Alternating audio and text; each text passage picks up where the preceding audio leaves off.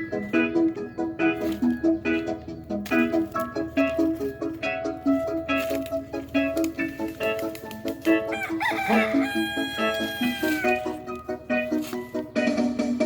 mga babae angay panggaon, dili pa sakitan, di pa hilakon. Ilang pagsalog nato, dili nato sayangon.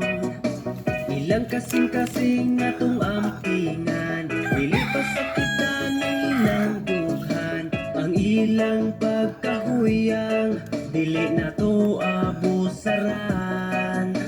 Ilang kasing-kasing dili dulaan, nga kung mapulan na atong ilisan. Sagrado ang hugma, di himuong kalingawan.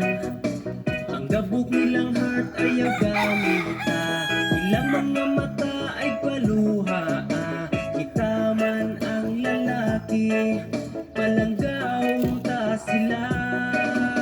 Babae lang sila, di na to pasakitan. Mga babae mahuyang, di na to binuangan. Babae lang sila, angay mahigugmaon. Ang ayan palanggaon, di angay paluhaon.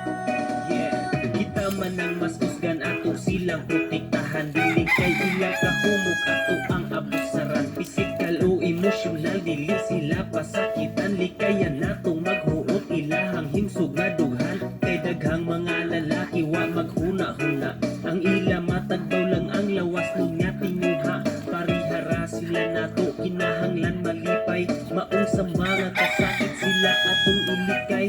Kay daghang mga lalaki sa palami rataman, pero ilang mga obligasyon kay gidaganan.